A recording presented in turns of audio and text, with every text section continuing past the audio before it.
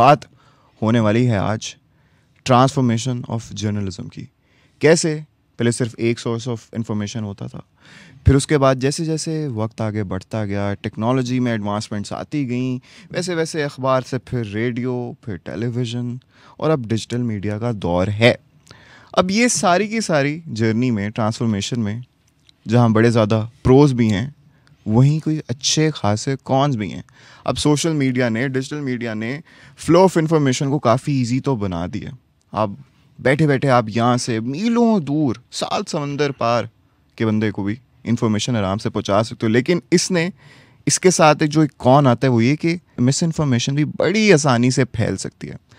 अब खैर बाकी के जो प्रोज एंड कॉन्स हैं वो बताएंगे हमें सतार साहब। सतार साहब, आपका एक्सपीरियंस रहा है all the way from newspaper to now digital media, how would you rate the transformation?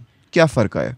गुलजार साहब, पहले दिन से लेकर आज के दिन तक दो तीन चीज़ें बड़ी ही काबिल गौर होती हैं जिस पे मीडिया पर्सन को फोकस करना चाहिए।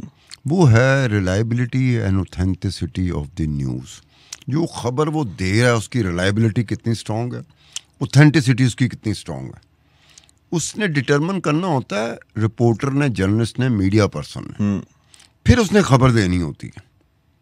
आज के दौर में ना जो ट्रांसफॉर्मेशन हुई है वो ये देखा जा रहा है कि आप व्यूवर का ख्याल रखते हो, कि जो व्यूवर होते हैं आपके, जो देखने वाले, सुनने वाले, पढ़ने वाले होते हैं ना, आप उनके मिजाज को स्टडी करते हो कि व्यूवरशिप कैसे बढ़ेगी, अपनी टारगेट ऑडियंस को स्टडी करके किन चीज़ों को पसंद करते हैं।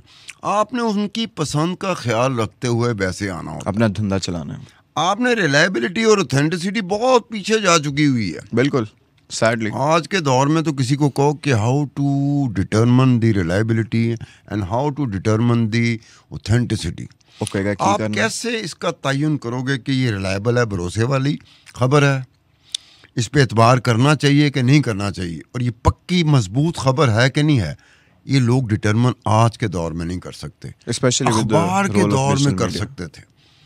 ये देखो ना, ये इन बिल्ड सिस्टम होता है, ये आपको बताता कोई नहीं, इन बिल्ड सिस्टम होता है जिसमें आप डिटरमिन करते हो कि ये खबर कितनी रिलायबल है, कितनी ऑथेंटिक है खबर, कितनी पक्की, मजबूत और सच्ची है ये खबर। तो आप कह सकते हैं कि प्रिंट के जर्नलिस्ट में और डिजिटल मीडिया के जर्नलिस्ट में ज़मीन आसमान का फ़र्क है। गुलजार साहब, इसमें ये देख लो कि ये टेक्नोलॉजी जो है ना, अगर बाकी दुनिया के बाकी ममालिक में इस टेक्नोलॉजी से दुनिया के बाकी ममालिक आगे गए ना, तो इसी टेक्नोलॉजी की वजह से हम बहुत सारे मामलात में नीचे आ गए। टेक्नोलॉजी का इस्तेमाल एक साइंस होती है। टेक्नोलॉजी आपकी सहूलत के लिए आती है। आपने अपनी सहूलत को देखते हुए कि मेरी सहूलत के लिए आया हुआ, मैंने अपनी सहूलत के लिए को कैसे इस्तेमाल करना है। इस्तेमाल जो होता है ना टेक्नोलॉजी का, उसकी वजह से आप ऊपर भी जा सकते हैं, नीचे भी जा सकते हैं, और आप नीचे ऐसी जगह पे जा सकते हो कि जहाँ पर आप शोर मचाने के अलावा कुछ नहीं कर सकते। ये टेक्नोलॉजी का इस्तेमाल होता है। इस्तेमाल को आपने देखना है। हमारे यहाँ भी यही हुआ कि जर्नलिज्म में भी यही हुआ कि एक तरह से देखा जाए कि मैं जब जर्नलिज्म में आया था तो 83-84 में मैंने मुस्लिम अखबार ज्वाइन किया था। अंग्रेज़ी का अखबार था, अकलौता अखबार था, इस्लामाबाद में छपता था, अकलौता अखबार था इस्लामाबाद में। मेरी 600 रुपये तनख्वाह मुकर्रर हुई थी यार, लेकिन 600 रुपये भी मैं समझता था कि यार मुनासिब तनख्वाह है। ये किस साल की बात कर रहे हैं? 83-84। ठीक है। तो उसके बाद ये हुआ कि टीवी जब आया, जब हम एंकर बने तो हमारी लाखों में चली गई तनख्वाह। पैकेज हमारा लाखों में चला गया। नए मॉडल की हमें गाड़ी मिलती थी, नए मॉडल का हमें मोबाइल मिलता था। और ये किस साल की बात है? मैं तो 2013 में आया ना। जो मुझसे पहले थे, हमारे जो साथी थे जो मुझसे पहले टीवी में आए थे, उनका तो पहले ही हो गया था ना लाखों में और सब कुछ। मैं 2013 में टीवी पे आया, मैं एंकर बना, तो हमारा लाखों में पैकेज चला गया यार। मोबाइल नया, गाड़ी नई, हर तरह की सहूलत हमें मिली। तो ये हुआ, ये भी हमारे लाइफ में ट्रांसफॉर्मेशन। अच्छा, वुड यू से कि ये जो लाइफ में ट्रांसफॉर्मेशन आई, इतनी ज़्यादा आपको फैसिलिटीज़ मिल रही हैं, पैकेज बेहतर हो गया, तो उससे थोड़ी बहुत लेजीनेस आ गई, उस तरह का पैशन ना रहा हो?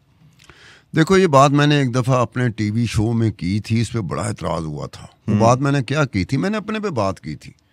मैं कहा मिस्टर अब्दुल सत्तार खान जो मैं हूँ, मैं कहा मेरी 600 रुपये तनख्वाह थी, उसके बाद तनख्वाह बढ़ती थी तो 200 रुपये 300 रुपये करके बढ़ती थी।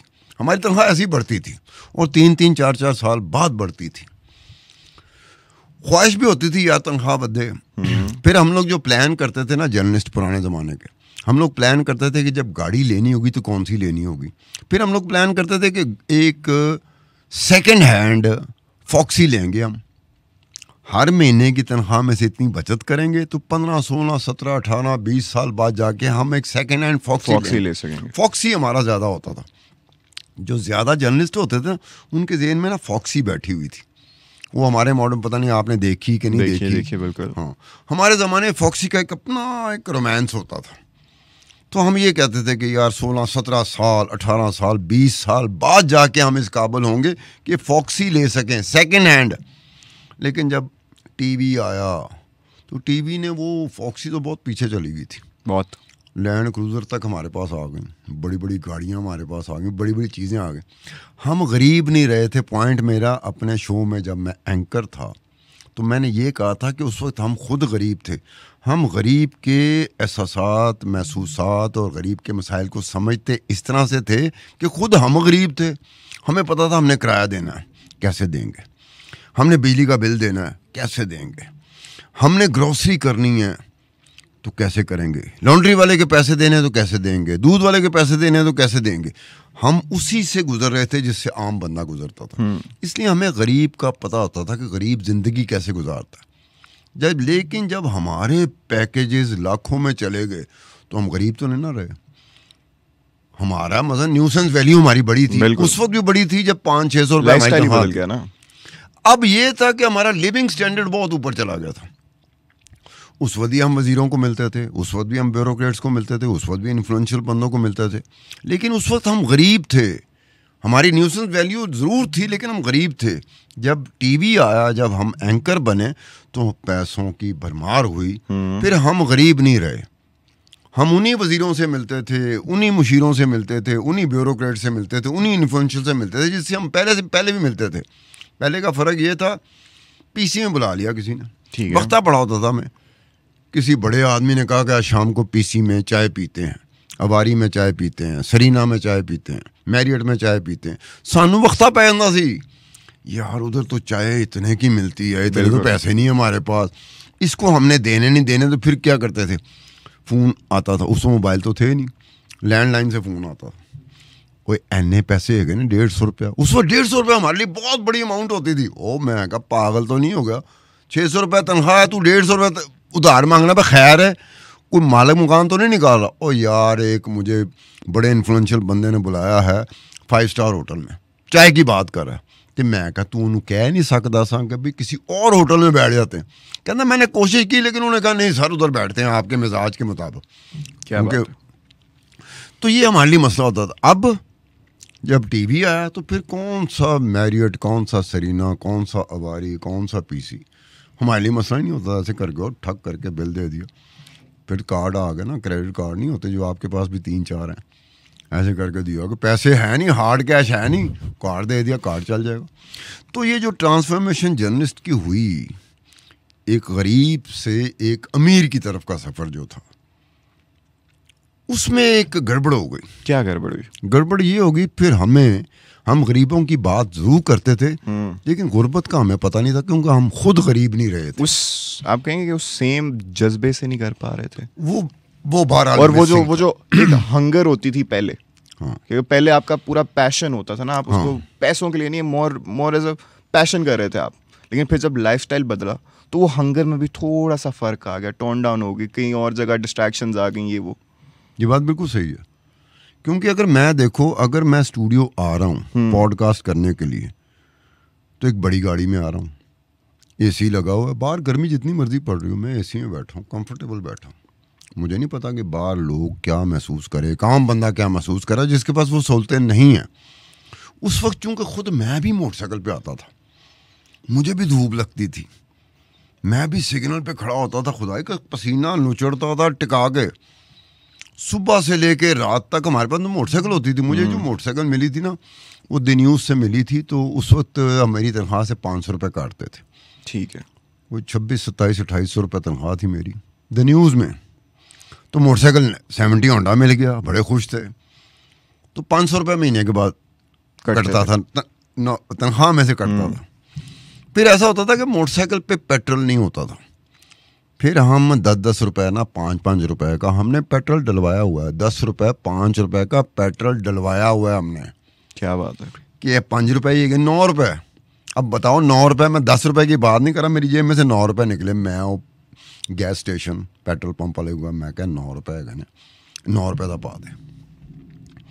फिर कंफर्टेबल क्यों पोजीशन हो जाती थी, हमें पता था पेट्रोल इतना 2-3 जगह पे जाना चले जाएंगे, माइलेज भी अच्छी खासी, ठीक है, सब चीज़ अच्छी। एक दफ़ा मेरी मोटरसाइकिल यही हुआ, पेट्रोल ख़त्म हुआ सड़क पे, मैं टैंकी को ठुडे मारा था। हमारे दौर में होता था टैंकी को ठुडे मारना, तो थोड़े बहुत कतरे जो है ना पेट्रोल के वो एक चले जाएंगे, जैसे अब बाइक को लिटा देते हैं, लिटा के। मैं लिटा के ठुडे मारा था।